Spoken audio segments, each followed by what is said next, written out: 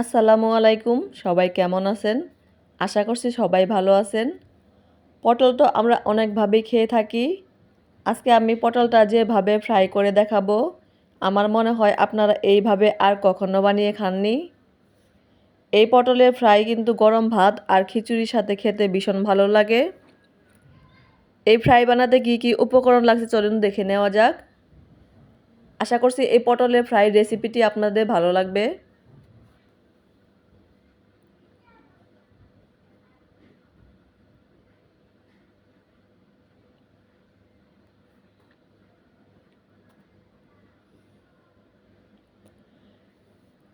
প্রথমে পটলগুলো চেঁচে নিয়ে ধুয়ে নিয়েছি।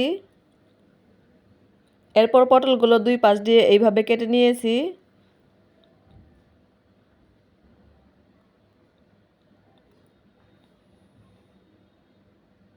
আমি আপনাদের একটা দেখিয়ে দিচ্ছি।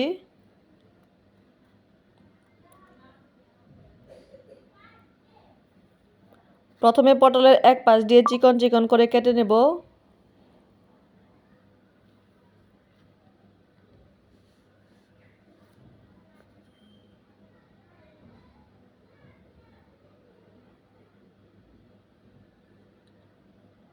একটু আস্তে আস্তে এইভাবে কেটে নিতে হবে। এখন মাঝখান দিয়ে একটু বাদ রেখে অপর পাশেও আমি এইভাবে কেটে নেব। একটু সময় নিয়ে আস্তে আস্তে করে কিন্তু এইভাবে কেটে নিতে হবে। আমার কেটে নেওয়া হয়ে গেছে। একটা ডিম ফেটিয়ে নিয়েছি। ডিমের ভিতর পরিমাণ মতো লবণ দিয়ে দেব। লবণটা আপনার পটলের পরিমাণ বুঝে দিয়ে দিবেন। হলুদ গুঁড়া দিব, ধনিয়া গুঁড়া দেব, মরিচের গুঁড়া দিয়ে দেব। এখন দেব গরম মশলা গুঁড়া,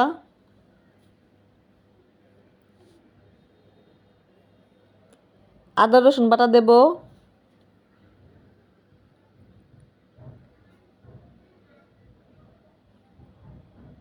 এখন ডিমের সাথে মশলাগুলো ভালোভাবে মিশিয়ে নেব। মিশিয়ে নেওয়া হয়ে গেছে, এখন পটলগুলো দিয়ে দেব। ডিমের মিশ্রণের সাথে পটলগুলো ভালোভাবে মিশিয়ে নেব।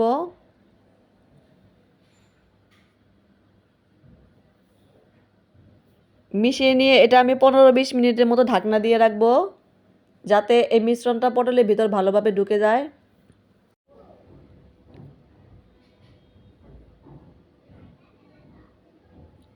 বিশ মিনিট পর দেখুন পটলের ভিতর কিন্তু ডিমের মিশ্রণটা ভালোভাবে ঢুকে গেছে এবং পটলগুলো কিন্তু একদম সফট হয়ে গেছে।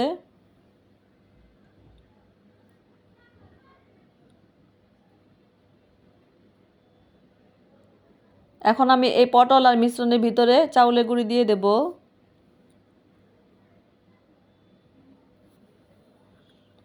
ভালোভাবে চাউলের গুঁড়িটা মিশিয়ে নেব।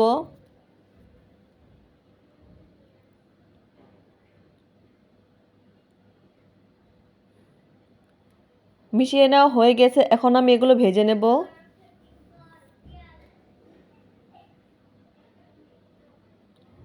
একটা ফ্রাই প্যানে সাদা তেল গরম করে নিয়েছি।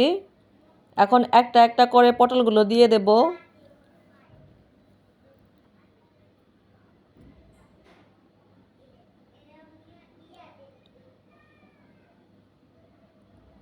সবগুলো পটল আমি দিয়ে দিয়েছি।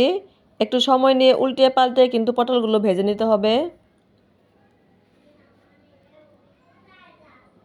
পটলগুলো কিন্তু আমার ভাজা হয়ে গেছে। এগুলো ভাজতে কিন্তু আমার 20 মিনিটের মতো সময় লেগেছে। এখন নামিয়ে নেব। পটলের ফ্রাইগুলো আমি পরিবেশন করে নিয়েছি। দেখুন এগুলো দেখতে কতটা সুন্দর হয়েছে। সাইডগুলো কিন্তু একদম খুলে খুলে গেছে। এই ফ্রাইগুলো কিন্তু একদম উপরে ক্রিস্পি এবং ভিতরে সফট হয়। খেতে কিন্তু ভীষণ ভালো লাগে। পটলের ক্রিস্পি ফ্রাই রেসিপিটি আপনাদের কাছে কেমন লাগলো অবশ্যই আমাকে কমেন্ট করে জানাবেন। এমন নিত্য নতুন রেসিপি পেতে আমার চ্যানেলটি সাবস্ক্রাইব করে রাখবেন। ফিরে আসবো আবারও অন্য কোনো নতুন ভিডিও নিয়ে। সেই পর্যন্ত সবাই ভালো থাকেন। আল্লাহ হাফেজ।